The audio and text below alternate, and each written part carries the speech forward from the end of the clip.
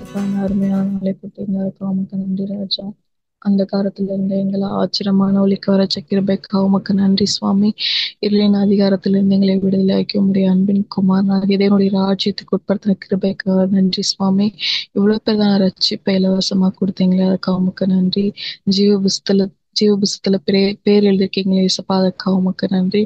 இசப்பா, இவ்வளோ பேர் தானே ரட்சிப்பு குறித்து நாங்கள் கவலையற்றிருப்போம். ஆனால் வரும் தண்டனைக்கு எப்படி தப்பித்துக் இசப்பா. இசப்பா, நாங்கள் நாட்களை பிரயோஜனப்படுத்தி கொண்டு வாழ, மற்றவர்களுக்கு முன்பாக ஒரு சாட்சியா வாழ இசப்பா எனக்கு உதவி செய்யுங்க இசப்பா. மாம்சம் பலவீனம் உள்ளது ராஜா, ஆவி உற்சாகம் உள்ளது சுவாமி. இசப்பா, எங்களை பலப்படுத்துங்க. ஒவ்வொரு நாளும் உங்களுடைய வார்த்தை கொண்டு எங்களை தேற்றி வருகிறீங்க. இன்னும் எங்களை தேற்றி கொண்டே நடத்துறீங்க ராஜா, அதுக்காக உமக்கு நன்றி சுவாமி. நாளிலும் ஏசப்பா, என்னை உன் கரத்துல ஒப்படைக்கிற தேவனை ஆட்கொண்டு வழி நடத்துங்க ராஜா. இயேசு கிறிஸ்து மூலம் ஜெபிக்கிறோம் ஜீவன் நல்ல பிதாவே, ஆமென்.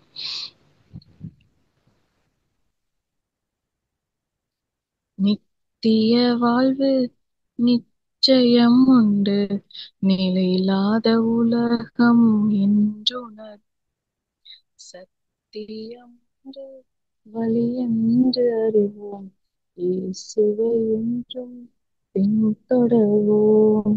நித்திய வாழ்வு நிச்சயம் உண்டு, நிலையில்லாத உலகம் என்றுணர்வோம், சத்தியம் ஒன்றே வழி என்று அறிவோம், இயேசுவை என்றும் பின்தொடர்வோம். மாதிரியாய் வாழ்ந்து சென்றார், மரணம் வரை கீழ்ப்படிந்தார். மாதிரியாய் வாழ்ந்து சென்றார், மரணம் வரை கீழ்ப்படிந்தார். சாட்சியாய் வாழ்ந்தார், மரணத்தை ஜெயித்தார். சாட்சியாய் வாழ்ந்தார், மரணத்தை ஜெயித்தார். நித்திய வாழ்வு நிச்சயம் உண்டு, நிலையில்லாத உலகம் என்று உணர்வோம். இம்மைக்காக மாத்திரம் நம்ம கிறிஸ்து இயேசுவின் மேல நம்பிக்கை வச்சிருந்தோம்னா மற்ற எல்லாருக்காட்டிலும் நம்ம பரிதபிக்கப்பட்டவங்களா இருப்போம். நம்மளுடைய நம்பிக்கை அந்த கிறிஸ்து இயேசுவியாகிய கண்மலை மேல இருக்கணும் எப்பொழுதும். தேவனை பற்றும் மனசாட்சியின் நிமித்தம் பாடுகள் சகித்தால் மகிழ்ந்திருப்போம். தேவனை பற்றும் மனசாட்சி நிமித்தம் பாடுகள் சகித்தால் மகிழ்ந்திருப்போம். இப்பாடுகள் இனி வெளியாகும் மகிமைக்கு ஒப்பிடத்தக்கவையல்ல. தேவனை பற்றும் மனசாட்சி நிமித்தம் பாடுகள் சகித்தால் மகிழ்ந்திருப்போம். இப்பாடுகள் இனி வெளியாகும் மகிமைக்கு ஒப்பிடத்தக்கவையல்ல. தேவனுக்காய் நாம் இழந்த யாவும் மகிமையிலே சேர்த்து தந்திடுவார். தேவனுக்காய் நாம் சகித்த யாவும் மகிமையிலே சேர்த்து தந்திடுவார். நித்திய வாழ்வு நிச்சயம் உண்டு, நிலையில்லாத உலகம் என்றுணர்வோம். நிலையான நகரம் நமக்கு இங்க இல்ல, வரப்போகிறதே நாடி தேடுறோம். இப்படிதான் ஆபிரகாமா இருக்கட்டும், மோசையா இருக்கட்டும், எல்லாரும் அந்த பரமதேசத்தை தான் விரும்பினாங்க. ஏன்னா இந்த உலகம், பேதுருல வாசிக்கிறோம், இப்பொழுது இருக்கிற வானங்களும் பூமியும் இந்த வார்த்தையினாலே அக்கினிக்கிரையாக வைக்கப்பட்டிருக்குன்னு வாசிக்கிறோம். அப்ப இந்த நிலையான நகரம் நமக்கு கிடையாது.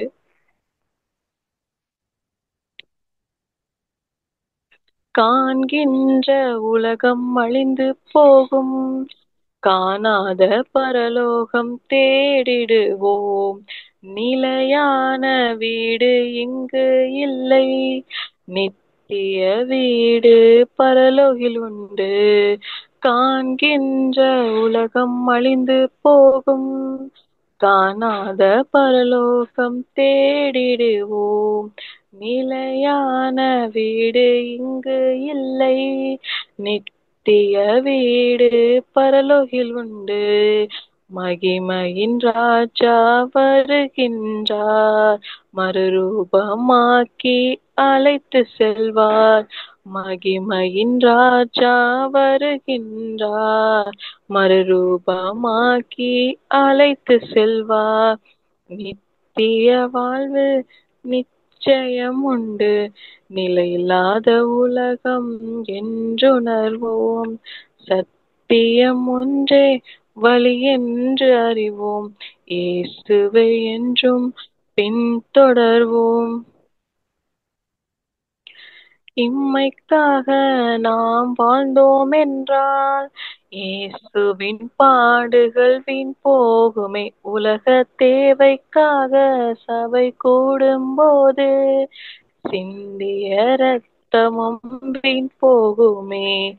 இம்மைக்காக நாம் வாழ்ந்தோம் என்றால் இயேசுவின் பாடுகள் வீண் போகுமே. உலக தேவைக்காக சபை கூடும்போது சிந்திய ரத்தமும் வீண் போகுமே. முதலாய் ராஜ்யம் தேடிடுவோம், இவைகள் அனைத்தும் கூட தந்திடுவார். முதலாய் ராஜ்யம் தேடிடுவோம், இவைகள் அனைத்தும் கூட தந்திடுவார். நித்திய வாழ்வு நிச்சயம் உண்டு, நிலையில்லாத உலகம் என்றுணர்வோம். சத்தியம் ஒன்றே வழி என்று அறிவோம், இயேசுவை என்றும் பின்தொடர்வோம். மாதிரியாய் வாழ்ந்து சென்றார், மரணம் வரை கீழ்ப்படிந்தார். இயேசு மாதிரியாய் வாழ்ந்து சென்றார், மரணம் வரை கீழ்ப்படிந்தார். சாட்சியாய் வாழ்ந்தார், மரணத்தை ஜெயித்தார். சாட்சியாய் வாழ்ந்தார், மரணத்தை ஜெயித்தார். அவரோடு கூட பாடுகளை சகித்தோமானால் அவரோடு கூட ஆளுகை செய்வோம். நிலையான நகரம் நமக்கு இங்க இல்ல, வரப்போற அந்த பரம தேசத்தை தான் நம்மளோட எண்ணங்களும் நோக்கங்களும் அதை நோக்கிதான் இருக்கணும் எப்போதுமே. ஏன்னா இந்த பூமி தீக்கிரையாக வைக்கப்பட்டிருக்கிறது. நம்ம வாழ்வும் ஒரு மனுஷனோட ஒரு புல்ல போலதான் நம்ம வாழ்வும் இருக்கு. எப்ப வேணா என்ன வேணா யாருக்கு வேணா இப்படி வேணா நடக்கலாம். ஒரு புல்ல போல மனுஷன் பூக்குறான் காலையில, அது அது சாயங்காலம் அது வாடுறதுக்குள்ள அவ்வளவுதான் மனுஷனோட வாழ்க்கையே. இந்த இடைப்பட்ட வாழ்க்கையில நம்ம ஆண்டவரை பற்றி கொண்டோம் ஆனால் நமக்கு நிலையான நகரம் அங்க இருக்கு. பரம பரம அழைப்பு நமக்கு பங்குள்ளவர்களா நம்மளை அழைச்சிருக்க நம்மோட தேவனு கூட நம்ம அவரு கூட ஆளுகை செய்ய போறோம். இவ்வளவு பெரிய ரட்சிப்பை நமக்கு இலவசமா கொடுத்த நம்ம தேவனை பாடி துதிப்போம். நான் உம்மை பாடவும் பாத்திரன் அல்லவே, நீர் என்னை தேடவும் பரிசுத்தன் அல்லவே. நான் உம்மை பாடவும் பாத்திரன் அல்லவே, நீர் என்னை தேடவும் பரிசுத்தன் அல்லவே.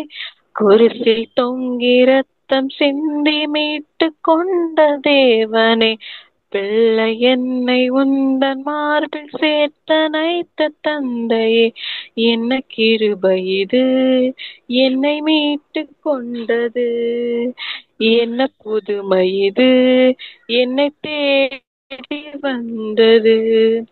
என்ன கிருபை இது என்னை மீட்டு கொண்டது, என்ன புதுமை இது என்னை தேடி வந்தது.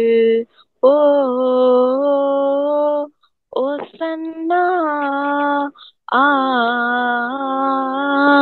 அல்லேலூயா. ஒவ்வொரு நாளிலும் கிருபைகள் புதியதே, வாழ்ந்திடும் நாளெல்லாம் அது மிக நல்லதே. ஒவ்வொரு நாளிலும் கிருபைகள் புதியதே, வாழ்ந்திடும் நாளெல்லாம் அது மிக நல்லதே. குருசில் தொங்கி ரத்தம் சிந்தி மீட்டு கொண்ட தேவனே, பிள்ளை என்னை உந்தன் மார்பில் சேர்த்தனை வைத்த தந்தையே, என்ன கிருபை இது என்னை மீட்டு கொண்டது, என்ன புதுமை இது என்னை தேடி வந்தது. நீர் வரும் நாளிலே தூதர்கள் சொல்லவே நான் உம்மில் சேருவேன், மகிமையில் வாழுவேன். நீர் வரும் நாளிலே தூதர்கள் சூழவே நான் உம்மில் சேருவேன், மகிமையில் வாழுவேன். குருசில் தொங்கி ரத்தம் சிந்தி மீட்டு கொண்ட தேவனே, பிள்ளை என்னை உந்தன் மார்பில் சேர்த்தனைத்த தந்தையே, என்ன கிருபை இது என்னை வாழ வைத்தது, என்ன புதுமை இது என்னை பாட வைத்தது. ஓ ஓ சன்னா, ஆ அல்லேலூயா, ஓ ஓ சன்னா, ஆ அல்லேலூயா. கடைசி காலம் வரும் என்று அறிவாயாக. ஆண்டவர் நமக்கு நல்ல எல்லாத்தையும் நமக்கு முன்கூட்டி எல்லாம் அறிவிச்சிருக்கிறாரு. ரொம்ப கடைசி கொடிய காலத்துல வாழ்ந்து கொண்டிருக்கிறோம். இப்பொழுதே அனுக்கிரக காலம், இப்பொழுதே ரட்சணை நாள். நம்ம ஆண்டவர்கிட்ட நம்ம செய்த பாவங்கள் எல்லாத்தையும் நம்ம ஒப்புக்கொடுத்து நம்ம வாழ்ந்தோம்னா அவரோட கூட நம்ம ஆளுகை செய்வோம். அப்பேற்பட்ட பாக்கியத்தை தேவன் நமக்கு கொடுத்திருக்காரு. இவ்வளவு பெரிய தேவன் நம்முடைய தேவன். ஜெபம் செய்வோம். அப்பா சோத்திரம் ராஜா, அன்பான தேவனே, இசப்பா உம்மை ஆராதிக்க உம்மை துதிக்க கொடுத்த வேலைக்கு உமக்கு நன்றி சுவாமி.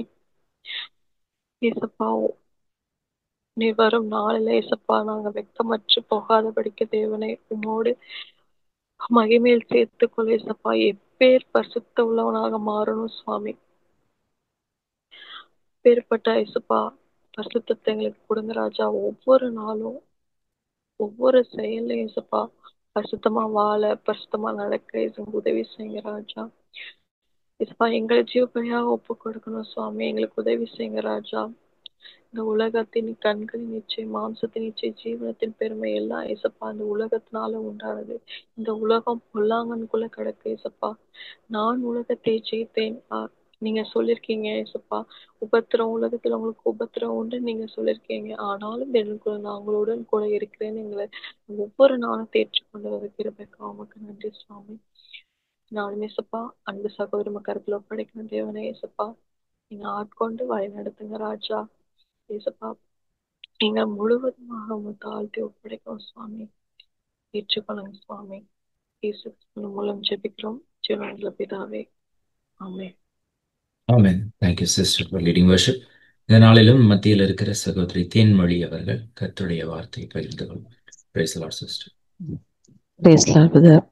Price the Lord. Praise Lord. ஸ்தோத்திரிக்கிறோம் எங்கள் அப்பா பிதாவே தந்தையே, நன்றி ராஜா. அப்பா உம்மை துதிக்க ஆராதிக்க கொடுத்த அந்த வேலைக்காக நன்றி. இப்பொழுதும் இந்த வேத பாட பகுதிக்காக நன்றி ஆண்டவரே. இசப்பா இந்த பகுதியும் கருத்துல ஒப்பு கொடுத்து ஜெபிக்கிறோம்.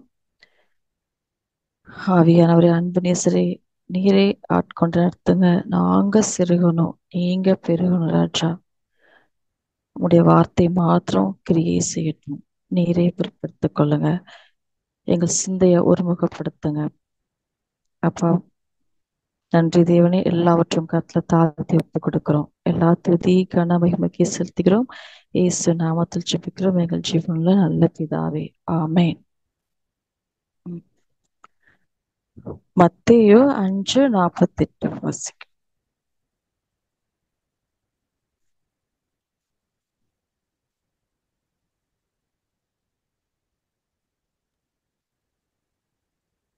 ஆகையால் பரலோகத்தில் இருக்கிற உங்கள் பிதா பூரண சர்க்குணராய் இருக்கிறது போல நீங்களும் பூரண சர்க்குணராய் இருக்க கடவீர்கள். ஓகே. பரலோகத்தில் இருக்கிற உங்கள் பிதா பூரண சற்குணரா இருக்கிறது போல நீங்களும் பூரண சற்குணரா இருக்க கடவீர்கள். அப்போ இந்த பூரண சற்குணரா நம்ம இருக்கிறோம் இருக்கிறோமா இல்லையா அப்படிங்கிறத நம்ம எப்படி தெரிஞ்சுக்கலாம் அப்படின்றத நம்ம அந்த யாக்கோபு 3 1 இருந்து வாசி.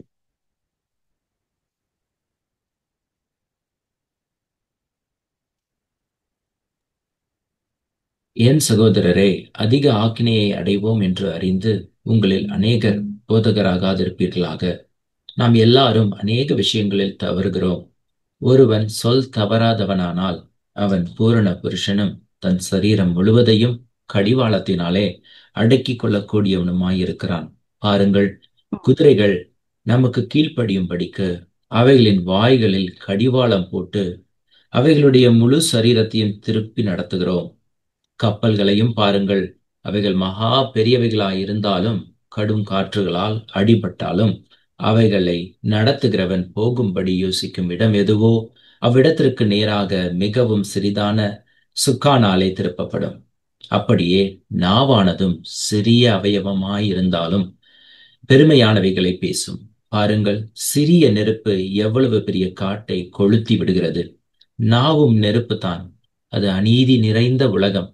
நம்முடைய அவயவங்களில் நாவானது முழு சரீரத்தையும் கரைப்படுத்தி ஆயுள் சக்கரத்தை கொளுத்தி விடுகிறதாயும் நரக அக்கினியினால் கொளுத்தப்படுகிறதாயும் இருக்கிறது.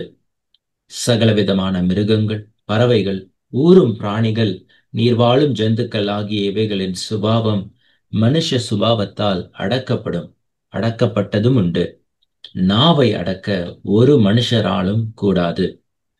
அது அடங்காத பொல்லாங்குள்ளதும் சாவுக்கு ஏதுவான விஷம் நிறைந்ததுமாயிருக்கிறது. அதனாலே நாம் பிதாவாகிய தேவனை துதிக்கிறோம். தேவனுடைய சாயலின்படி உண்டாக்கப்பட்ட மனுஷரை அதனாலே சபிக்கிறோம்.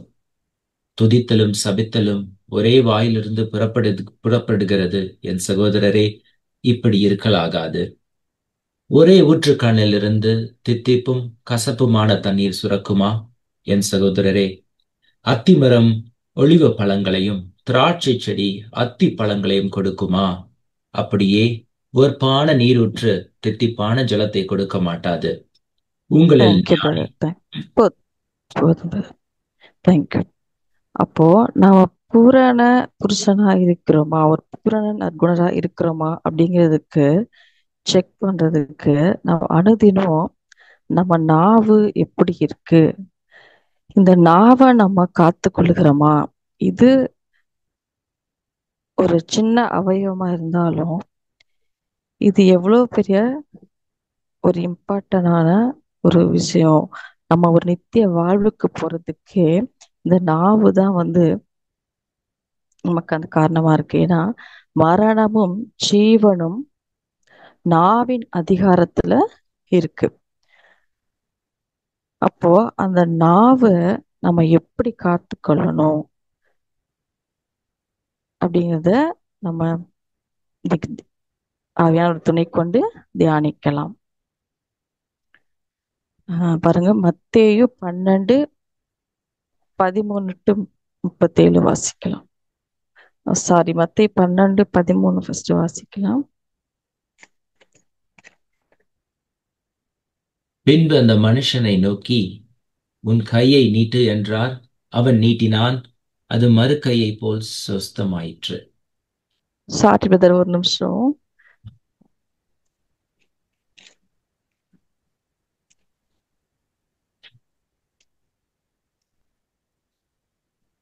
இருதயத்தின் நிறைவினால் வாய் பேசும்.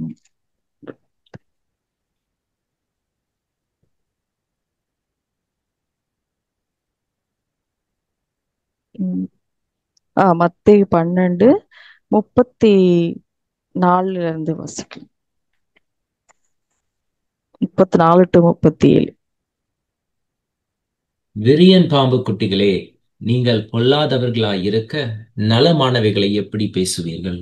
இருதயத்தின் நிறைவினால் வாய் பேசும். நல்ல மனுஷன் இருதயமாகிய நல்ல பொக்கிஷத்தில் இருந்து நல்லவைகளை எடுத்து காட்டுகிறான். பொல்லாத மனுஷன் பொல்லாத பொக்கிஷத்தில் இருந்து பொல்லாதவைகளை எடுத்து காட்டுகிறான். மனுஷர் பேசும் வீணான வார்த்தைகள் யாவையும் குறித்து நியாய தீர்ப்பு நாளிலே கணக்கு ஒப்புவிக்க வேண்டும் என்று உங்களுக்கு சொல்லுகிறேன். ஏனெனில் உன் வார்த்தைகளினாலே நீதிமான் என்று தீர்க்கப்படுகிறாய், அல்லது உன் வார்த்தைகளினாலே குற்றவாளி என்று தீர்க்கப்படுகிறாய் என்றார். Thank you brother. அப்ப பாருங்க, இருதயத்தின் நிறைவினால் வாய் பேசும். அப்ப இருதயமாகிய நல்ல பொக்கிஷத்திலிருந்து நல்லதை எடுத்து காட்டுகிறான்.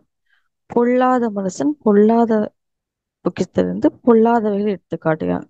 அப்ப மனுஷர் பேசும் வீணான வார்த்தைகள் யாவையும் குறித்து நம்ம நியாய தீர்ப்புனால கணக்கு ஒப்புவிக்கணும். ஏன்னா அந்த வார்த்தைகள்னாலதான் நம்ம நீதிமான் என்று தீர்க்கப்படுறோம்.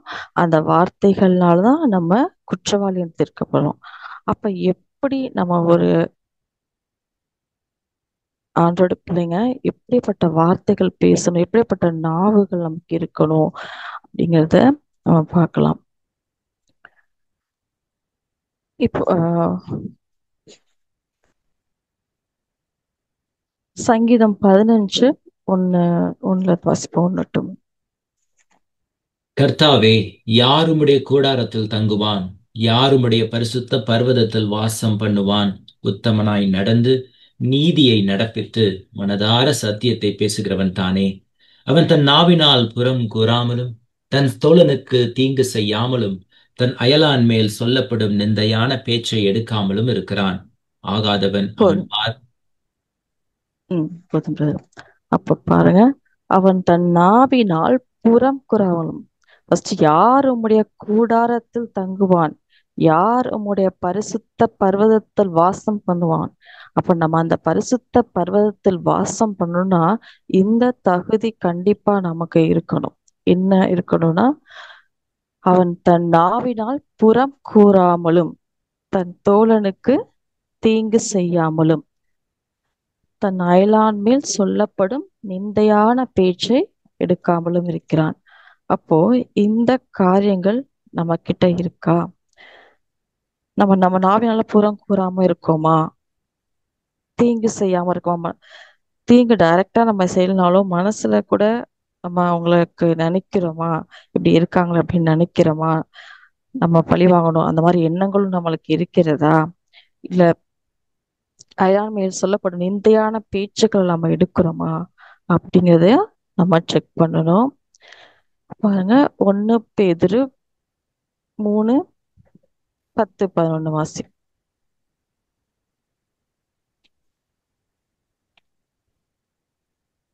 ஜீவனை விரும்பி நல்ல நாட்களை காண வேண்டுமென்று இருக்கிறவன் பொல்லாப்புக்கு தன் நாவையும் கபடத்துக்கு தன் உதடுகளையும் விலக்கி காத்து பொல்லாப்பை விட்டு நீங்கி நன்மை செய்து சமாதானத்தை தேடி அதை பின்தொடர கடவன்.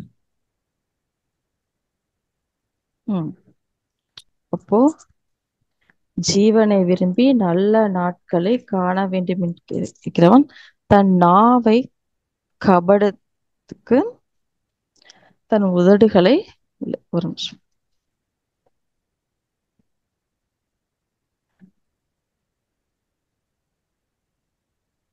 பொல்லாப்பை விட்டு நீங்கி நன்மை செய்து சமாதானத்தை தேடி அதை பின்தொடர்கிறவன்.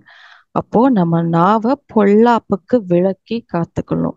எந்த ஒரு இந்த பொல்லாப்பான காரியங்களும் இப்ப நம்ம மூலமா வந்துடவே கூடாது. அந்த நாவு விஷயத்துல நம்ம ரொம்ப கேர்ஃபுல்லா இருக்கணும். ஒருத்தவங்களை பத்தி பேசுறதுலயும்,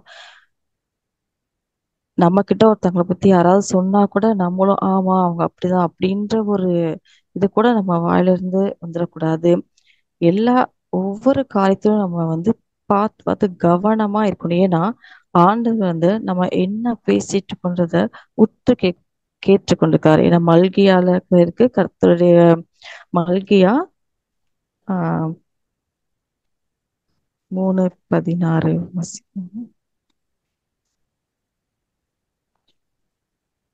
அப்பொழுது கர்த்தருக்கு பயந்தவர்கள் ஒருவரோடு ஒருவர் பேசிக்கொள்ளுவார்கள். கர்த்தர் கவனித்து கேட்பார். கர்த்தருக்கு பயந்தவர்களுக்காகவும் அவருடைய நாமத்தை தியானிக்கிறவர்களுக்காகவும் ஞாபக புஸ்தகம் ஒன்று அவருக்கு முன்பாக எழுதப்பட்டிருக்கிறது. அப்ப ஆண்டவர் பார்த்தீங்கன்னா, கர்த்தருக்கு பயந்தவர்கள் ஒருவரோடொருவர் பேசிக்கொள்வார்கள். அப்ப அந்த கர்த்தருக்கு பயந்து நடக்கிறோம் அப்படின்றோம்னா, அப்ப நம்ம பேசுற பேச்ச ஆண்டவர் கவனித்து கேட்பாராம். அப்ப அந்த ஞாபக புஸ்தகத்துல எழுதப்படும்.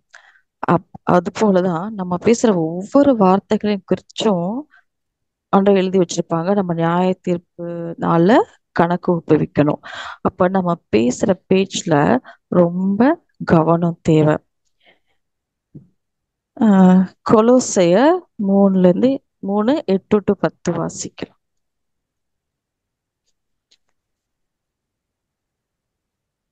இப்பொழுதோ கோபமும் மூர்க்கமும் பொறாமையும் உங்கள் வாயில் பிறக்கலாகாத தூஷணமும் வம்பு வார்த்தைகளும் ஆகிய இவைகளை எல்லாம் விட்டுவிடுங்கள். ஒருவருக்கு ஒருவர் பொய் சொல்லாதிருங்கள். பழைய மனுஷனையும் அவன் செய்கைகளையும் களைந்து போட்டு தன்னை சிருஷ்டித்தவருடைய சாயலுக்கு பூரண அறிவடையும்படி புதிதாக்கப்பட்ட புதிய மனுஷனை தரித்துக் கொண்டிருக்கிறீர்களே. போதும் brother. அப்ப முற்காலத்துல நம்ம கிட்ட எல்லா காரியங்களும் இருந்துச்சு. ஆனா இப்போ நம்ம ஆண்டவர் பிள்ளைங்க. அப்ப நம்ம என்னெல்லாம் நம்ம கிட்ட இருக்கக்கூடாது? பொழுதோ கோபமும் மூர்க்கமும் 8ஆம் வசனம், பொறாமையும் உங்கள் வாயில் பிறக்கலாகாத தூஷணமும் வம்பு வார்த்தைகளுமாகிய இவைகள் எல்லாம் விட்டு விடுங்கள் அப்படின்னு சொல்றாங்க. அப்ப ஒருவருக்கொருவர் பொய் சொல்லாதிருங்கள். பழைய மனுஷனையும் அவன் செய்கைகளையும் களைத்து போட்டு தன்னை சிருஷ்டித்தவருடைய சாயலுக்கு ஒப்பாய் பூரண அறிவடையும்படி புதிதாக்கப்பட்ட புதிய மனுஷனை தரித்துக் கொண்டு இருக்கிறீர்களே. அப்ப நம்ம வாயில பிறக்கலாகாத அந்த தூஷணமான அந்த வம்பு வார்த்தைகள், கோபம், மூர்க்கம், பொறாமை, இந்த குணங்கள் எல்லாம் நம்ம கிட்ட இருந்தா கண்டிப்பா நம்ம விட்டு விடணும். இதெல்லாம் நம்ம பழைய மனுஷனுக்குரிய செயல்கள். இப்ப நம்ம சிருஷ்டித்தவுடைய சாயலுக்கு ஒப்பாக நம்ம பூரண அறிவடையணும். அப்ப அந்த புதிய மனுஷனை நம்ம தரித்து கொண்டிருக்கோம். அப்ப அந்த புதிய மனுஷனை தரித்து கொண்டிருக்கணும். அப்ப தன்னை சிருஷ்டித்தவுடைய சாயல் என்ன, அவர் எப்படி இருந்தாரு அப்படிங்கிறத பார்ப்போம். 1 பேதுரு 2:22.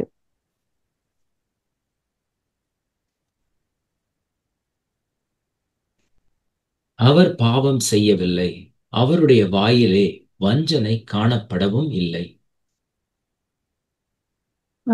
அடுத்த வசனம் வாசிக்கலாம். அவர் வையப்படும் போது பதில் வையாமலும் பாடுபடும் போது பயமுறுத்தாமலும் நியாயமாய் தீர்ப்பு செய்கிறவருக்கு தம்மை ஒப்புவித்தார். அப்போ அவர் அந்த சாயல் நம்ம அவருடைய சாயலுக்கு ஒப்பாய் இருப்பதற்கு முன்கிருத்திருக்கிறார், அழைத்திருக்கிறார், நீதிமானும் ஆக்கியிருக்கிறார். அப்ப அந்த சாயல் எப்படிப்பட்ட சாயல்? வாசிச்ச வசனம் அப்படி வாசிக்கலாம். 1 பேதுரு 2. அவர் பாவம் செய்யவில்லை, அவருடைய வாயிலே வஞ்சனை காணப்படவும் இல்லை. அவர் வையப்படும் போது பதில் வையாமலும் பாடுபடும் போது பயமுறுத்தாமலும் நியாயமாய் தீர்ப்பு செய்கிறவருக்கு தம்மை ஒப்புவித்தார். அப்ப அவருடைய வாயில வஞ்சனை காணப்படவில்லை, அவர் பாவம் செய்யவில்லை. அப்ப அந்த சாயல் நம்ம கிட்ட இருக்கா? நம்ம அந்த நாவில, நம்ம வாயில, நம்ம இருதயத்துல அந்த மாதிரி காரியங்கள் இருக்கா? நாமே இந்த வசனத்தின் மூலமா நம்ம இதான் நினைச்சு பார்க்கணும். அவர் வையப்படும் போது பதில் வையல, நம்ம எப்படி இருக்கோம்? பாடுபடும் போது பயமுறுத்தல, நியாயமா தீர்ப்பு செய்யறதுக்கு தம்மை ஒப்புவித்தார். அப்ப இந்த சாயலை நம்ம தரித்து கொண்டு இருக்கிறோமா? இந்த புதிய மனுஷனை நம்ம தரித்து கொண்டு இருக்கிறோமா?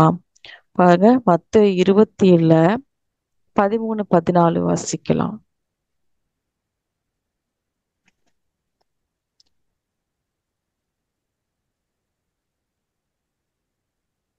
அப்பொழுது பிலாத்து அவரை நோக்கி, இவர்கள் உன்மேல் எத்தனையோ குற்றங்களை சாட்டுகிறார்களே, நீ அவைகளை கேட்கவில்லையா என்றான். அவரோ ஒரு வார்த்தையும் மறுதரமாக சொல்லவில்லை. அதனால் தேசாதிபதி மிகவும் ஆச்சரியப்பட்டான். பாருங்க, ஒரு வார்த்தையும் மாறுத்தரம் சொல்லல. அந்த தேசாதிபதி மிகவும் ஆச்சரியப்படுறாரு.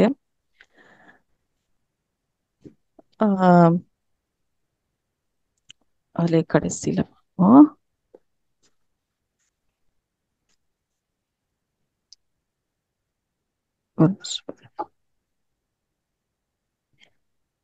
அப்ப இந்த பிலாத்துக்கு இயேசு எப்படிப்பட்டவர்ன்றது தெரியுது. அந்த பகுதி முழுவதும் நம்ம கொஞ்சம் வாசிச்சு பார்த்தா தெரியும்.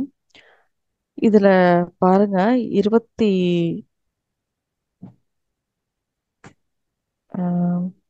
இருந்து வாசிப்போம், 22 இருந்து கூட வாசிப்போம். பிலாத்து அவர்களை நோக்கி, அப்படியானால் கிறிஸ்து என்னப்பட்ட இயேசுவை நான் என்ன செய்ய வேண்டும் என்று கேட்டான். அவனை சிலுவையில் அறைய வேண்டும் என்று எல்லாரும் சொன்னார்கள். தேசாதிபதியோ, ஏன் என்ன பொல்லாப்பு செய்தான் என்றான். அதற்கு அவர்கள், அவனை சிலுவையில் அறைய வேண்டும் என்று அதிகமாய் கூக்குரலிட்டுச் சொன்னார்கள். கலகம் அதிகமாகிறதே அல்லாமல் தன் பிரயத்தினாலே பிரயோஜனமில்லை என்று பிலாத்து கண்டு தண்ணீரை அள்ளி ஜனங்களுக்கு முன்பாக கைகளை கழுவி, இந்த நீதிமானுடைய இரத்த பலிக்கு நான் குற்றமற்றவன், நீங்களே பார்த்து கொள்ளுங்கள் என்றான். அதற்கு ஜனங்கள் எல்லாரும், இவனுடைய இரத்த பலி எங்கள் மேலும் எங்கள் பிள்ளைகள் மேலும் இருப்பதாக என்று சொன்னார்கள். Thank you brother. இதுல பாருங்க, 24வது வசனத்துல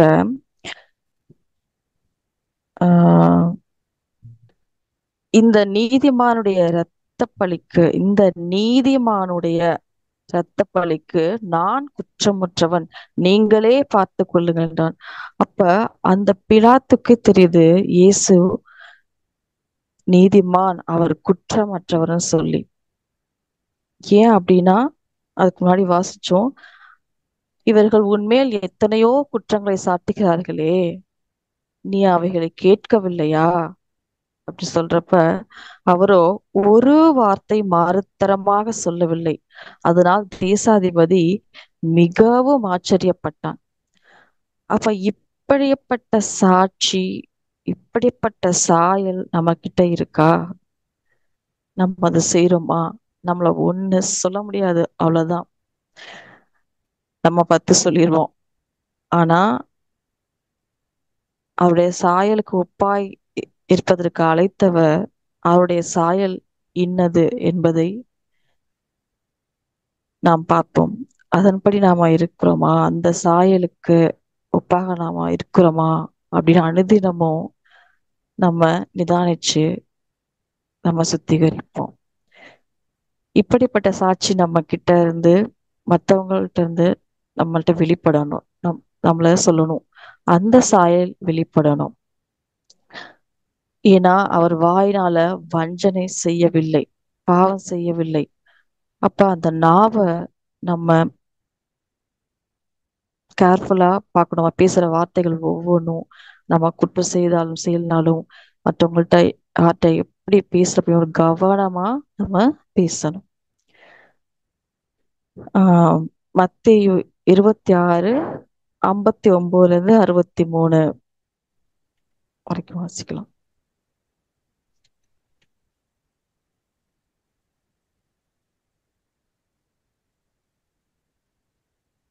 26:59 பிரதான ஆசாரியரும் மூப்பரும் சங்கத்தார் யாவரும் இயேசுவை கொலை செய்யும்படி அவருக்கு விரோதமாய் பொய்சாட்சி தேடினார்கள். ஒருவரும் அகப்படவில்லை. அநேகர் வந்து பொய்சாட்சி சொல்லியும் அவர்கள் சாட்சி ஒப்பவில்லை.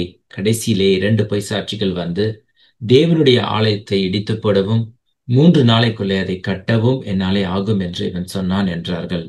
அப்பொழுது பிரதான ஆசாரியன் எழுந்திருந்து அவரை நோக்கி, இவர்கள் உனக்கு விரோதமாய் சாட்சி சொல்லுகிறதை குறித்து நீ ஒன்றும் சொல்லுகிறதில்லையா என்றான். இயேசு பேசாமல் இருந்தார். அப்பொழுது பிரதான ஆசாரியன், இப்ப பாருங்க, இந்த பொய் சாட்சி சொல்றப்ப கூட அவர் பேசாமல் இருந்தார். ஆனா நாம் என்ன செய்வோம்? நம்மள உண்மையா தப்பு செஞ்சதை சொன்னாலே நம்மளால ஏத்துக்க முடியாது. ஆனா அந்த பொய் சாட்சி சொல்றப்ப கூட அவர் பேசாம தான் இருந்தாரு. நாம எப்படி இருக்கோம்? நாமே நினைச்சு பார்ப்போம். மத்தேயு 12:19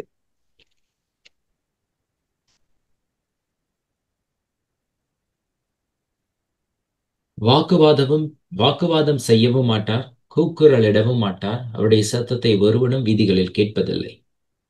ஓகே பிரதர். அப்போ அவர் வாக்குவாதம் செய்யவும் மாட்டார். ஆனா நம்ம கிட்ட இப்ப காணப்படுறதே இந்த ஒரு விஷயம்தான் அதிகமா. நம்ம நல்லவங்கன்னு சொல்லி போனதுக்காக ரொம்ப இந்த வாக்குவாதத்துக்குள்ள போயிடுறோம். ஆனா அதை செய்யக்கூடாது. அந்த வாக்குவாதம் செய்யறதுனாலயே நம்ம கெட்டவங்களா மாறிடுறோம். நல்லவங்கன்ற ப்ரூவ் பண்றதுக்காக வாக்குவாதம் பண்றதுனாலயே நம்ம கெட்டவங்கன்ற பேர் வாங்கிடுறோம். அதனால அந்த வாக்குவாதமும் நம்ம செய்வேணாம். நியாயமாய் தீர்ப்பு செய்யறதுக்கு நம்ம ஒப்பு கொடுத்துடணும்.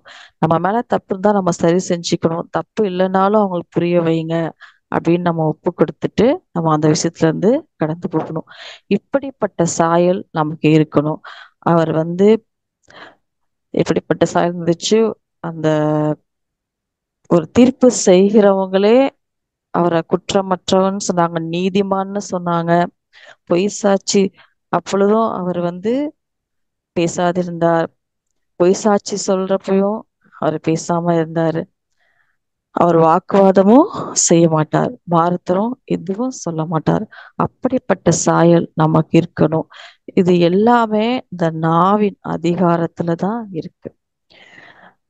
அதனால இந்த நாவு ரொம்ப இம்பார்ட்டன்ட். நமக்கு இது ஏசப்பா தான் நமக்கு இந்த நாவுக்கு ரொம்ப பெஸ்ட் எக்ஸாம்பிள். ஏன்னா மனுஷர்கள் எல்லாரும் அநேக நேரத்துல தவறுகிறோம் அப்படின்றத யாக்கோபுல நம்ம வாசிச்சோம். நாம் எல்லாரும் அநேக நேரத்துல தவறுகிறோம் அப்படின்னு. ஒரு சிறிய அவயவம் தான் நம்ம வாழ்க்கை சக்கரத்தையே கொளுத்துது, நரக அக்கினிக்கு ஏதுவாயிருக்கு அப்படின்னு பாக்குறோம். சரி, ஓகே. இப்ப நம்ம இயேசுவ என்னன்னு சொல்றோம்? தாவீதின் குமாரன்னு சொல்றோம். அந்த தாவீது தன்னுடைய நாவை காக்குறதுக்கு அவர் என்னெல்லாம் பண்றாரு, எப்படி ஜெபம் செய்ய, அது எந்த சூழ்நிலை தன் நாவை எப்படி காக்குறாரு, அனுதினம் தன் நாவை எப்படி வச்சிருக்காரு அப்படிங்கிறத வேதத்தின் மூலமா நம்ம பார்ப்போம். சங்கீதம் 17:1-3 வாசி. கர்த்தாவே, நியாயத்தை கேட்டருளும், என் கூப்பிடுதலை கவனியும். கபடமில்லாத உதடுகளில் நின்று பிறக்கும் என் விண்ணப்பத்திற்கு செவிகடும். உம்முடைய சந்நிதியிலிருந்து என் நியாயம் வெளிப்படுவதாக. உம்முடைய கண்கள் நியாயமானவைகளை நோக்குவதாக. நீர் என் இருதயத்தை பரிசோதித்து காலத்தில் அதை விசாரித்து என்னை பிடமிட்டு பார்த்தும் ஒன்றும் காணாதிருக்கிறீர். என் வாய் மீறாதபடிக்கு தீர்மானம் பண்ணினேன். பாருங்க அவரோட பிரேயர் எப்படி இருக்கு. என் வாய் மீறாதபடிக்கு தீர்மானம் பண்ணினேனா. கர்த்தாவே, நியாயத்தை கேட்டருளும், என் கூப்பிடுதலை கவனியும். கபடமில்லாத உதடுகளிலிருந்து பிறக்கும் என் விண்ணப்பத்திற்கு செவிகொடும். உம்முடைய சந்நிதியிலிருந்து என் நியாயம் வெளிப்படுவதாக. உம்முடைய கண்கள் நியாயமானவைகள் நோக்குவதாக. என் இருதயத்தை பரிசோதித்து ராக்காலத்தில் அதை விசாரித்து என்னை புடமிட்டு பார்த்தும் ஒன்றும் காணாதிருக்கிறீராம். அந்த அளவுக்கு அவர் சொல்றாரு. ஏன்னா தாவீது எப்பவுமே அந்தந்த நிமிஷத்தை அவர் ஆண்டுட்ட ஒப்பு கொடுத்துருவார். என் வாய் மீறாத படிக்கு தீர்மானம் பண்ணேன். ஒப்பு கொடுக்கிறதுனா தன் பாவத்தை அறிக்கை செய்து அவர் விட்டு விடுகிற ஒரு மனுஷனா இருந்தாரு. அப்ப நம்மளால இது மாதிரி சொல்ல முடியுமா? என் வாய் மீறாத படிக்கு தீர்மானம் பண்ணினேன் அப்படின்ற மாதிரி நம்ம இசப்பாட்ட விண்ணப்பம் பண்ண முடியுமா நம்ம? அப்படின்றத நம்ம செக் பண்ணணும். இந்த தேவனுடைய தாசர்கள் எப்படி இருந்தாங்கன்றத பார்ப்போம். சங்கீதம் 19:9 வாசி. கர்த்தருக்கு பயப்படுகிற பயம் சுத்தமும் என்றைக்கும் நிலைக்கிறதுமாய் இருக்கிறது. கர்த்தருடைய நியாயங்கள் உண்மையும் அவைகள் அனைத்தும் நீதியுமாய் இருக்கிறது.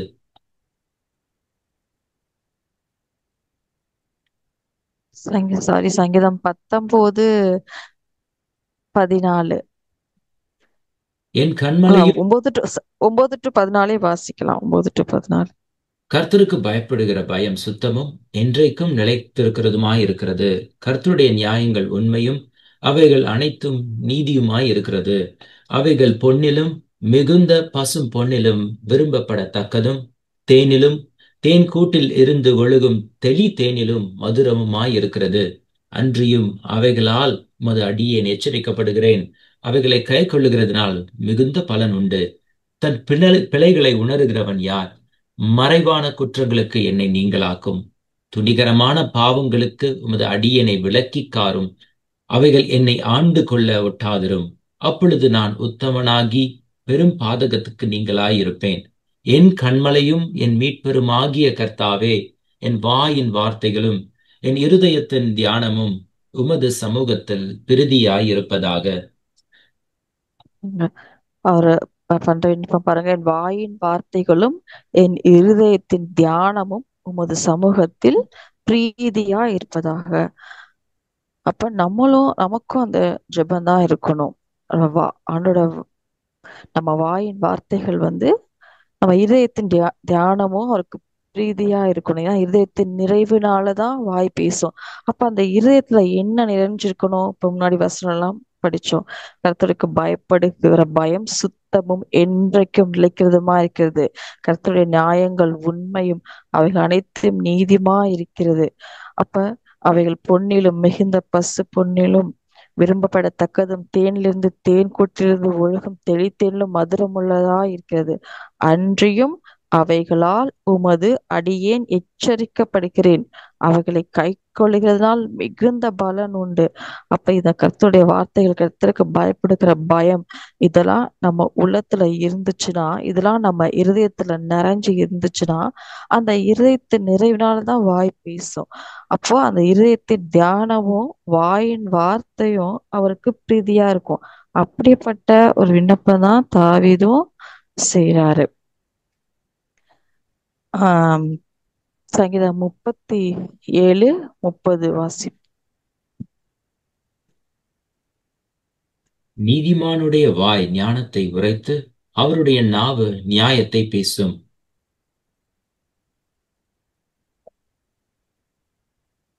அடுத்த வசனம் 31. அவனுடைய தேவன் அருளிய வேதம் அவன் இருதயத்தில் இருக்கிறது. அவன் நடைகளில் ஒன்றும் பிசகுவதில்லை. அப்ப தேவன் அருளிய வேதம் நம் இருதயத்துல இருந்தா, நம்முடைய நாவு ஞானத்தை உரைத்து ஞானத்தை உரைத்து நம்ம நாவு நியாயத்தை தான் பேசும். அப்ப நம்ம இருதயம் தேவனுடைய வார்த்தையால நிரம்பி இருக்கணும். அப்படி இருந்தாதான் அந்த வார்த்தைகள் தான் வெளிவரும். அவரு எப்படி இருப்பாரோ அப்ப அந்த சாயல் அப்பதான் வெளிப்படும். இப்ப சங்கீதம் 38:12-15 வாசிப்போம்.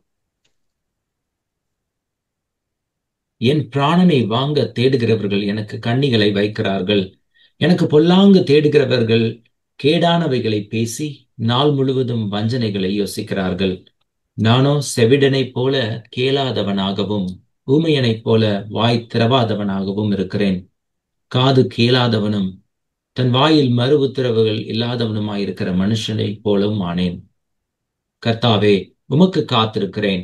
என் தேவனாகிய ஆண்டவரே, நீர் மறு உத்தரவு கொடுப்பீர். அவர்கள் பாருங்க, என் பிராணனை வாங்க தேடுகிறவர்கள் எனக்கு கண்ணிகளை வைக்கிறார்கள். எனக்கு பொல்லாங்கு தேடுகிறவர்கள் கேடானவைகளை பேசி நாள் முழுவதும் வஞ்சனை யோசிக்கிறார்கள். அப்ப இவருக்கு இந்த இவ்வளவு பிரச்சனையில இவருக்கு ஆப்போசிட்டா இருக்கவங்க எல்லாமே சில பொல்லாங்கனதை பேசுறாங்க, நாள் முழுவதும் வஞ்சனை யோசிக்கிறாங்க. ஆனா இவர் எப்படி இருக்காராம்? நானோ செவிடனை போல கேளாதவனாயும் ஊமையனைப் போல வாய் திறவாதவனாகவும் இருக்கிறேன். காது கேளாதவனும் தன் வாயில் மறு உத்தரவுகள் இல்லாதவனுமாய் இருக்கிற மனுஷனை போலானேன்.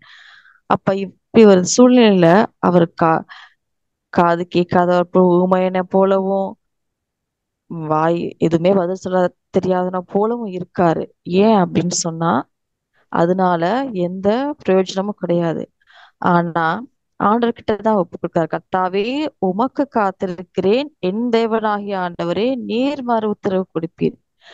நம்ம என்ன செய்வோம்? அந்த டைம்ல தான் நம்மளை பத்தி என்ன பேசுறாங்க, என்ன செய்யறாங்கன்னு ரொம்ப உத்து கேட்போம். நம்மள நமக்கு ஒரு பிரச்சனை வரப்ப நம்ம அப்படி சொல்றாங்களா இப்படி சொல்றாங்களா, அப்பதான் நம்ம காதுலாம் ரொம்ப ஷார்ப்பா இருக்கும். நம்ம வாய் நல்லாவே பேசும் அப்பதான். ஆனா தாவீது அப்படி செய்யல. காது கேட்காம வாய் பேசாம பதில் பேச தெரியாத மாதிரி எல்லாம் அதே போல இருக்கார். நம்மளும் நமக்கு ஒரு பிரச்சனை வர சூழ்நிலைகள்ல இப்படிதான் இருக்கணும். ஆண்டவர் சமூகத்துலதான் உட்காரணும். ஏன்னா அதெல்லாம் செஞ்சு ஒரு பிரயோஜனம் நம்ம பேசியும் அவங்க சொல்றதெல்லாம் நம்மளை பத்தி சொல்றதெல்லாம் கேட்டோம் அதுக்கு பதில் கொடுத்தோம் எந்த பிரயோஜனமும் இருக்க போறதே இல்லை. அதனால ஆண்டவர் நாம தான் தூசிக்கப்படும். அதனால அந்த சமயத்துல நம்ம ஆண்டவர் தான் ஒப்பு கொடுத்து நம்ம கிட்ட குறைந்தாலும் சரி செய்யணும், குறை இல்லைனாலும் நீங்க புரிய வைங்கன்னு சொல்லி ஆண்டுட்டு தான் ஒப்பு கொடுக்கணும். இப்படிப்பட்ட ஒரு தாசன் தான், இதயத்துக்கு ஏற்ற தாசன் தான் தாவீது. அவர் தன் வாயை காக்கிறது ஞாபகம் காக்குறதுலயும் அவரும் ரொம்ப கேர்ஃபுல்லா இருந்தாரு. இப்- உம்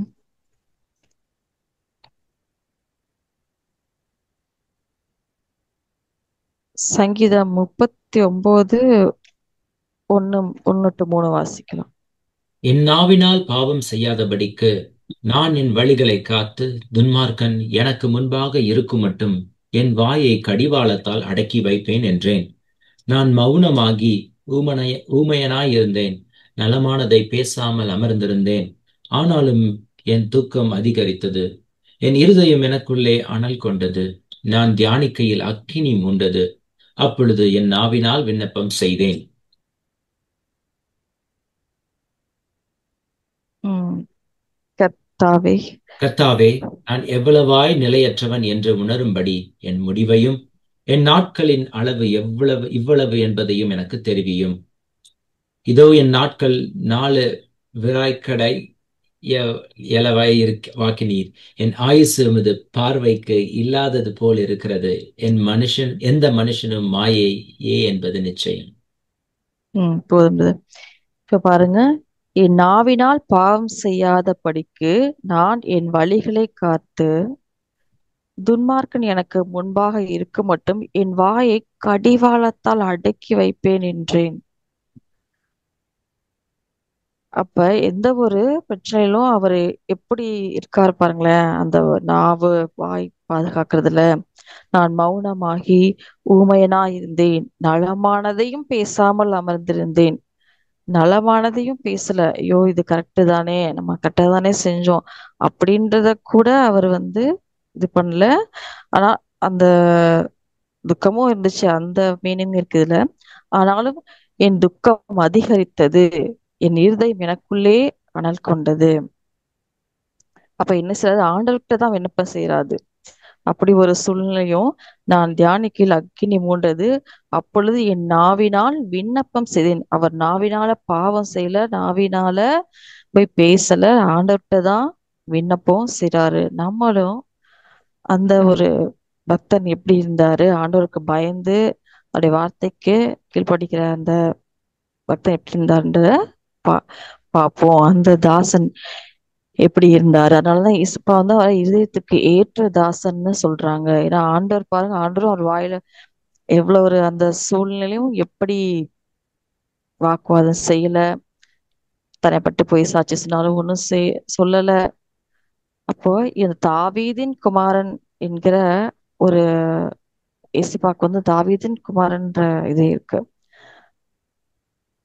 அப்ப நம்ம அந்த தேவனுடைய சாயலா இருப்பதற்கு முன்குறிச்சுக்க நம்மளும் அந்த சாயல் எப்படிப்பட்ட சாயல் என்றதை உணர்ந்து அவரை ஃபாலோ பண்ணணும். ஆஹ் ஒரு நிமிஷம்.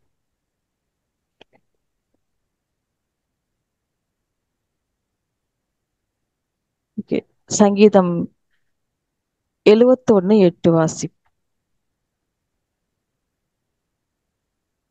என் வாய் உமது துதியினாலும் நாள்தோறும் உமது மகத்துவத்தினாலும் நிறைந்திருப்பதாக.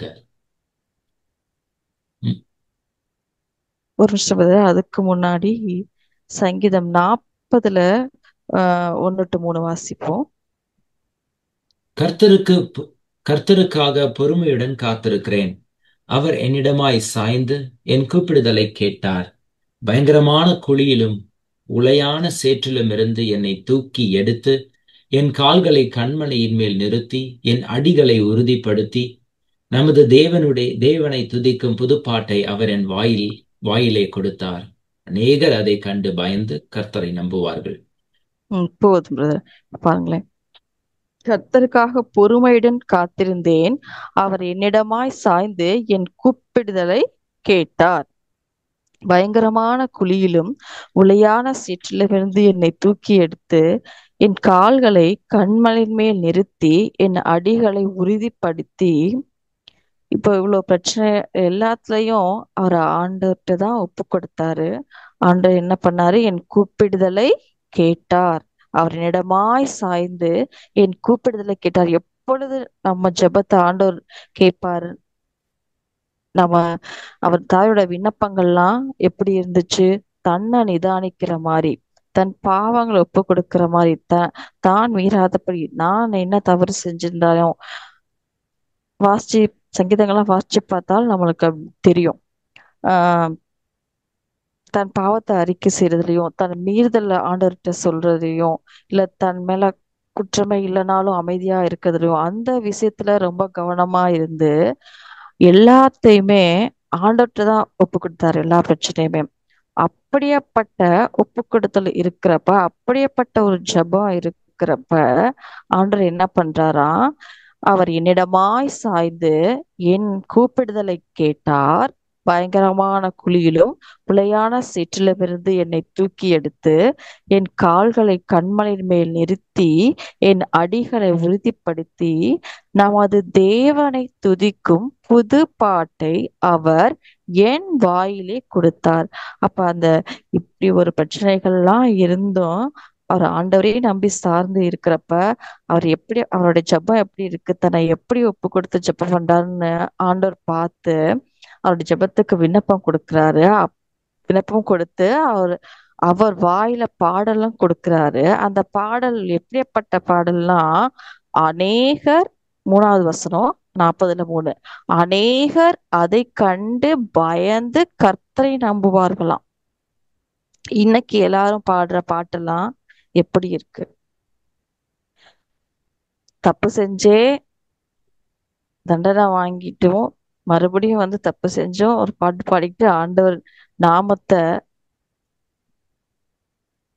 தூசிக்கிற மாதிரி, அவங்க அவங்க நேம இன்னும் கெடுத்துக்கிற மாதிரி பண்ற அளவுக்குலாம் இப்படிப்பட்ட ஒரு காலத்துல இருக்கும். ஆனா தாவீது தப்பு தமிழ தப்பு இருந்தாலும் ஒப்பு கொடுத்து, தப்பு இல்லைனாலும் ஒப்பு கொடுத்து, எந்த சூழ்நிலையும் அப்படி ஆண்டுட்டு ஒப்பு கொடுத்து போய் அந்த பிரச்சனை விடுவிச்சோன அவர் பாடுற பாட்டை பார்த்து அநேகர் அதை கண்டு பயந்து கர்த்தரை நம்புவாங்களாம். அப்ப நம்ம லைஃப் எப்படி இருக்கு?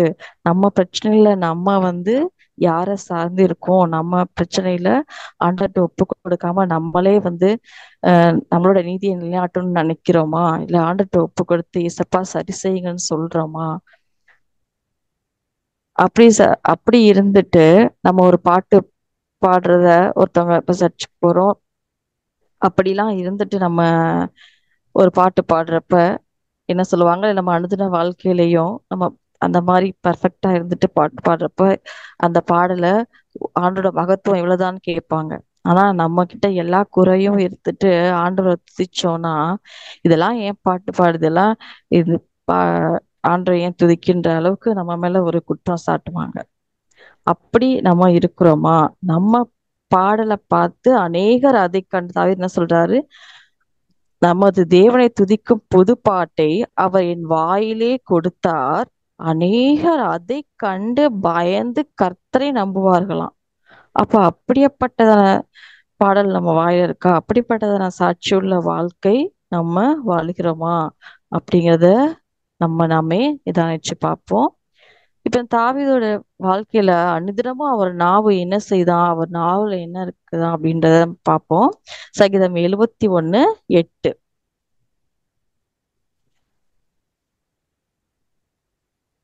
என் வாய் உமது துதியினாலும் நாள்தோறும் உமது மகத்துவத்தினாலும் நிறைந்திருப்பதாக. அடுத்து 71:15. என் வாய் நாள்தோறும் உமது நீதியையும் உமது இரட்சிப்பையும் சொல்லும். அவைகளின் தொகையை நான் அறியேன். சங்கீதம் 35:8.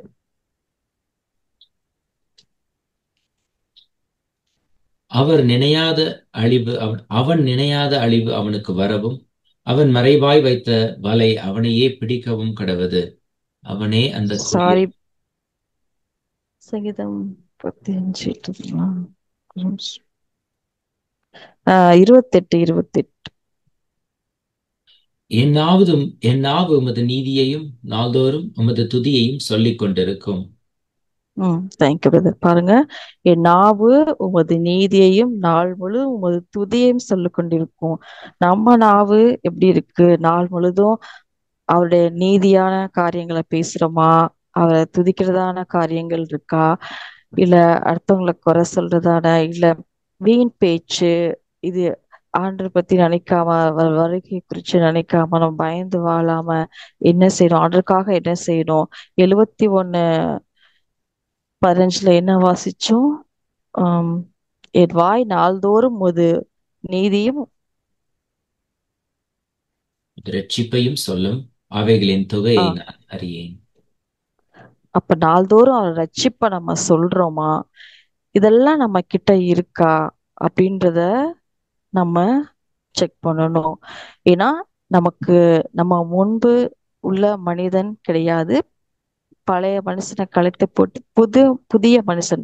அப்ப அந்த புதிய மனுஷனுக்குரிய அந்த நாவு, அந்த இருதயம் எப்படிப்பட்டதா இருக்கணும்?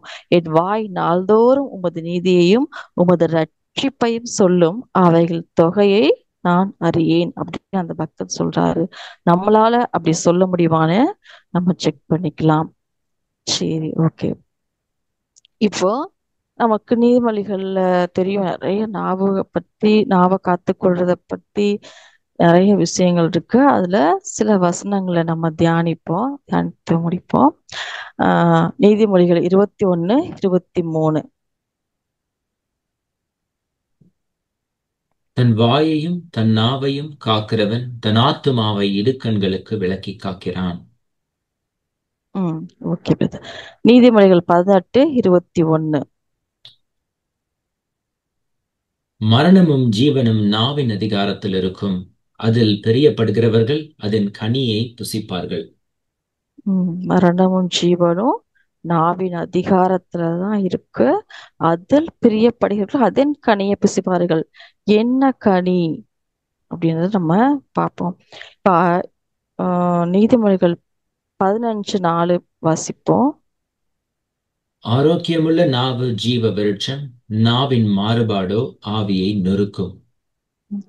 ஆரோக்கியமுள்ள நாவு ஜீவ விருட்சம், மரணமும் ஜீவனும் நாவின் அதிகாரத்துல தான் இருக்கு. அதில் பிரியப்படுகிறவர்கள் அதன் கனியை புசிப்பார்கள். இப்போ வெளிப்படுத்தல் 2:7 வாசிப்போம். ஆவியானவர் சபைகளுக்கு சொல்லுகிறதை காதுள்ளவன் கேட்க கடவன். ஜெயம் கொள்ளுகிறவன் எவனோ அவனுக்கு தேவனுடைய பரதீசின் மத்தியில் இருக்கிற ஜீவ விருட்சத்தின் கனியை புசிக்க கொடுப்பேன் என்று எழுது. பாருங்க, ஜெயம் கொள்ளுகளுக்கு என்ன கொடுப்பாங்களா? ஜீவ விருட்சத்தின் கனி. அப்ப அந்த இப்ப என்ன வாசிச்சோம்? 18 மரணமும் ஜீவனும் நாவின் அதிகாரத்துல இருக்கு.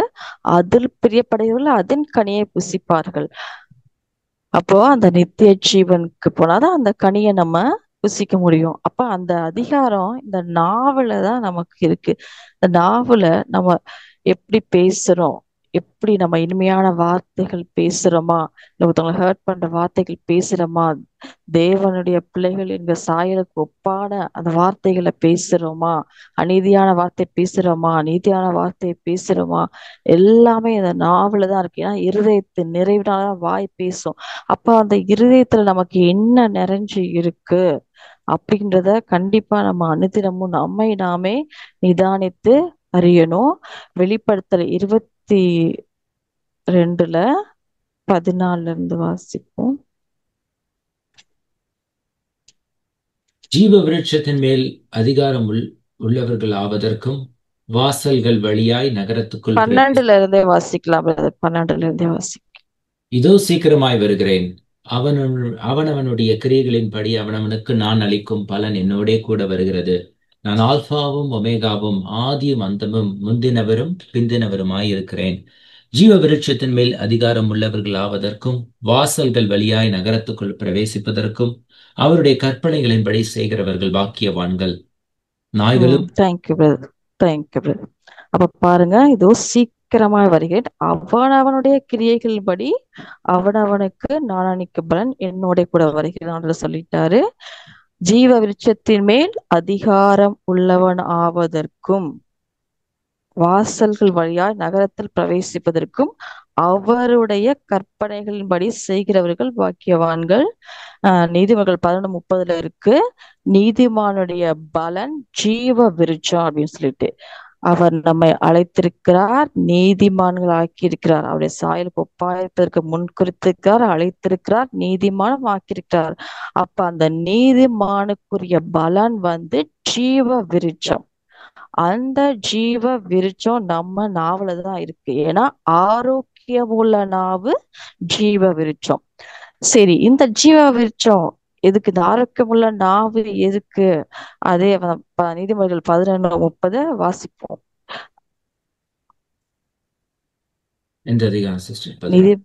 நீதிமொழிகள் 11:30, நீதிமானுடைய பலன் ஜீவ விருட்சம், ஆத்துமாவை ஆதாயப்படுத்திக் கொள்ளுகிறவன் ஞானம் உள்ளவன். அப்ப நீதிமானுடைய பலன் நமக்கு ஜீவ விருட்சம். அப்ப அந்த பலன், அந்த நீதிமான் நம்ம என்ன செய்யணும்? இந்த உலகத்துல வாழ்றப்ப ஆத்தும ஆதாயம் செய்யணும். ஆத்தும ஆதாயப்படுத்துகிறவன் ஞானம் உள்ளவன், அவனோட பலன் ஜீவ விருட்சம். ஆண்டவர் நம்ம அழைத்தது நம்ம மட்டும் நித்திய வாழ்வுக்கு போறதுக்காக இல்ல. ஞானம் உள்ளவன் ஆத்துமாவை ஆதாயப்படுத்துகிறான் இந்த வார்த்தையும் நம்ம வாசிக்கிறோம். அப்போ நம்ம அந்த ஜீவ விருட்சத்தின் கனியை புசிக்கணும் அப்படின்னு சொன்னா அவருடைய கற்பனைகளின் படி நடக்கணும். ஆரோக்கியமுள்ள நாவு ஜீவ விருட்சம். அந்த நாவுல தான் நம்ம மற்றவங்களோட இயேசுவை பத்தி சொல்ல முடியும். அப்ப இருதயத்தின் நிறைவினால வாய் பேசும். அப்ப இருதயத்துல நமக்கு அந்த பாரம் இருக்கா? நம்ம ஆண்டவர் கற்பனைப்படி நடக்கிறோமா? நம்ம எதற்காக அழைத்தாரு? நம்ம ஃபர்ஸ்ட் சரியா இருக்கோமா? அப்படிங்கிற எல்லாத்தையும் நம்ம அனுதினமும் நாமே நிதானிக்கணும். சோ நம்ம ஜீவ விருட்சத்தின் கனியை புசிக்கணும்னா அவருடைய கற்பனைப்படி நடக்கணும். ஆரோக்கியமுள்ள நாவு ஜீவ விருட்சம், மரணமும் ஜீவனும் நாவின் அதிகாரத்துல இருக்கு. அதன் பிரியப்படுகிறவர்கள் அதன் கனியை புசிப்பார்கள். அப்ப நம்ம எதிர பிரியப்படுகிறவர்களா இருக்கிறோம்? ஜீவனுக்கு எதுவான கனியை புசிப்பதற்கா இல்ல மரணத்திற்கு எதுவான கனியை புசிப்பதற்கான நம்மை நாமே நிதானித்து பார்ப்போம். நம் நாவை நாம் காத்துக்கொள்வோம். தேவனுக்கு பிரியமான நீதியான காரியங்களை பேசுவோம், நீதியான காரியங்கள் செய்வோம். தாவீது பக்தன் என்ன சொன்னார்? நாள் முழுவதும் ரட்சிப்ப சொல்லுவேன், நீதியா பேசுவேன், துதிப்பேன்னு சொல்லியிருக்காரு. நம்ம அது மாதிரி தைரியமா நம்மளால சொல்ல முடியுமா? பார்ப்போம். நம்மை நாமே நிதானித்து பார்ப்போம். மரணமும் ஜீவனும் நாவின் அதிகாரத்தில் இருக்கு. அதனால அந்த நாவை நாம காத்துக்கொள்வோம். ஜீவ விருட்சத்தின் கனியை புசிப்போம். அநேகரை அவருடைய மந்தைக்குள் சேர்ப்பதற்கு நாம் சாட்சியாக வாழ்வோம். அவர் வாயில் வஞ்சனை காணப்படவும் இல்லை, அவர் மாறுத்தரம் சொல்லவில்லை, அவர் வாக்குவாதம் பண்ணவும் மாட்டார். அப்ப அந்த சாயலை நாம் நித்து பார்ப்போம். நாம் அவருடைய கற்பனைப்படி நடப்போம், ஆண்டவர்கிட்ட ஒப்பு கொடுப்போம். அனுதினமும் நம்மை நாமே நிதானித்து அறிவோம். அன்றைய நாமம் மகிமைப்படுவதாக. ஆமென். Thank you sister. அருமையான வேத பகுதியை ஷேர் பண்ண நன்றி.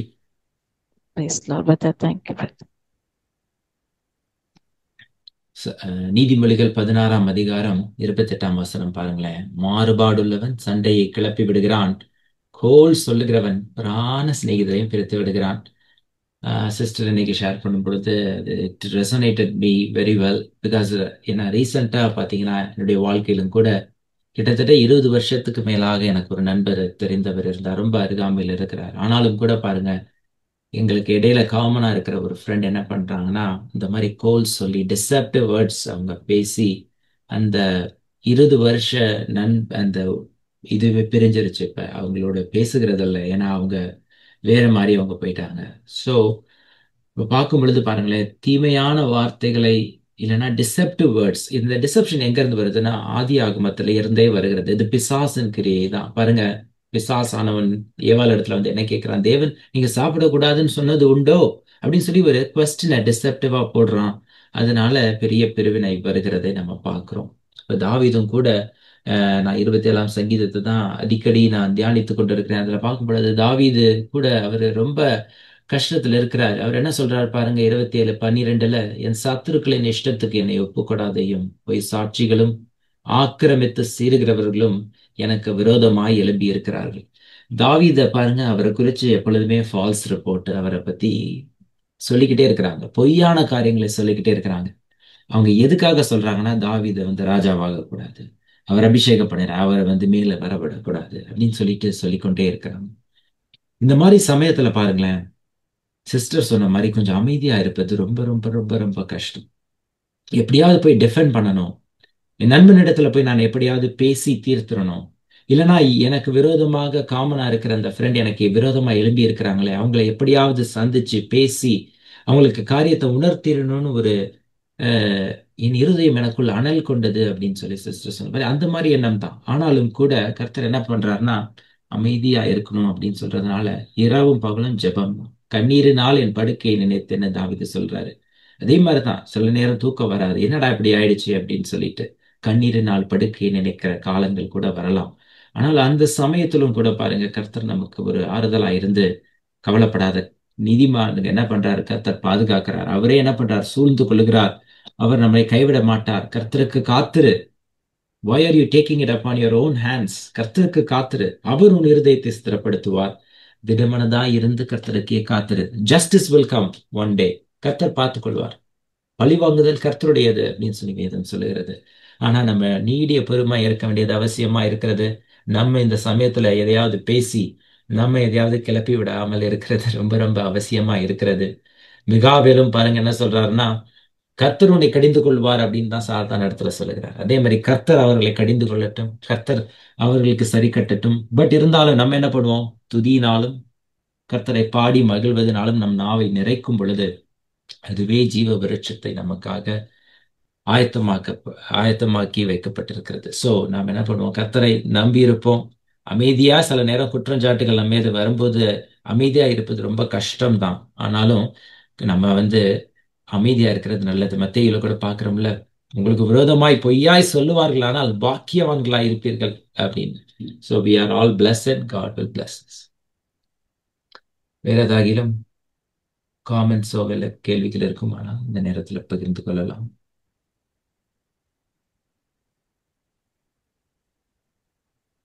All right, let's pray and close. Sister, நீங்க ப்ரே பண்றீங்களா?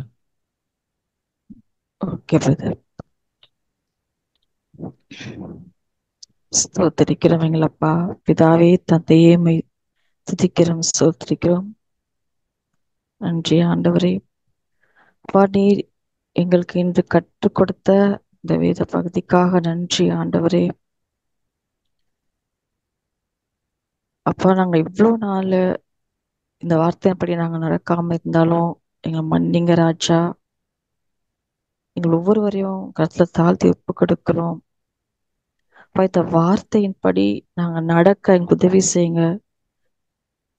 இது சிறிய அவயவம் எவ்வளவு பெரிதான காரியங்களை செய்கின்றது வேதத்துல அவங்க யாக்கோபு 3ஆம் அதிகாரத்துல வாசிச்சு சொல்லி கொடுத்திருக்கீங்க ஏசப்பா. அப்ப எங்கள் நாவை காத்து கொள்ள எங்களுக்கு உதவி செய்யுங்க ராஜா.